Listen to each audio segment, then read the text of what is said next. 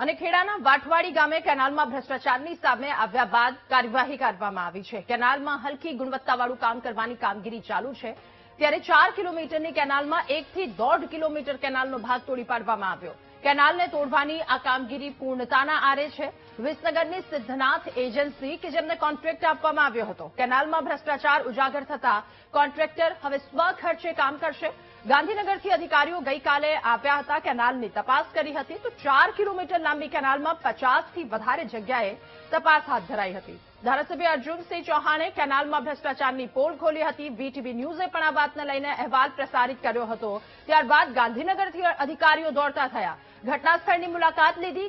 ભ્રષ્ટાચાર હોવાનું સામે આવ્યું હતું, જો કે હવે કોન્ટ્રાક્ટર સ્વખર્ચે કામ કરશે। 4 કિલોમીટર જેટલી લાંબી કેનાલમાં 50થી વધારે જગ્યાએ તપાસ હાથ ધરવામાં આવી, જેમાં ભ્રષ્ટાચાર હોવાનું સામે આવ્યું હતું।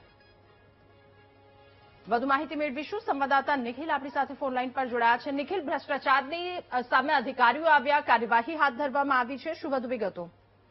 જી રાધા, જે સમગ્ર ઘટના છે જે ખેડા જિલ્લાના મહેમદાવાદના વાંઠવાડી પાસે જે 2 કરોડ ઉપરાંતના ખર્ચે 4 કિલોમીટર લાંબી જે મહી સિંચાઈ વિભાગની જે કેનાલ બનાવવામાં આવી રહી હતી, તેમાં વ્યાપક પ્રમાણમાં ભ્રષ્ટાચાર થયો હોવાનું જે સ્થાનિક ધારાસભ્ય અર્જુનસિંહ ચૌહાણને ધ્યાને આવ્યું હતું। તુરંત જ જે સિંચાઈ વિભાગના અધિકારીઓને સ્થળ પર બોલાવવામાં આવ્યા હતા। ગઈકાલે પણ જે ગાંધીનગર અને નડિયાદ સિંચાઈ વિભાગની ટીમો સ્થળ પર દોડી આવ્યા હતા અને 50થી વધુ જગ્યા પરના જે પરીક્ષણ હાથ ધરવામાં આવ્યું હતું, તેમજ જે 1 થી 1.5 કિલોમીટર લાંબી જે ખૂબ જ ખરાબ જે કામગીરી હતી તેને 2 જેસીબીની મદદથી તોડી દેવામાં આવી છે। હાલ જે કામગીરી પણ પૂર્ણ કરી દેવામાં આવી છે। જે એજન્સી છે તેને પણ આ પોતાના સ્વખર્ચે આ તમામ જે કામ ફરીથી કરવાની પણ સૂચના આપી દેવામાં આવી છે। જી રાજા। નિખિલ, આભાર આપનો વિગતો સાથે જોડાવા બદલ।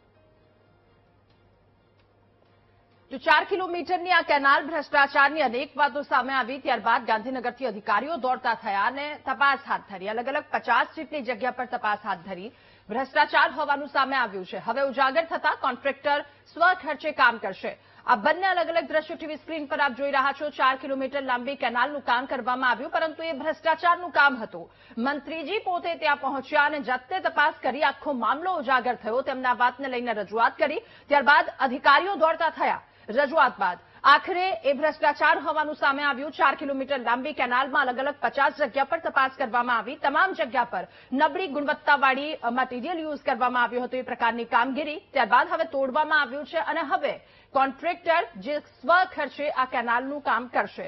કેનાલને તોડી પાડવાની કામગીરી પણ શરૂ કરવામાં આવી છે। આ બંને અલગ અલગ દ્રશ્યો ટીવી સ્ક્રીન પર જોઈ રહ્યા છો।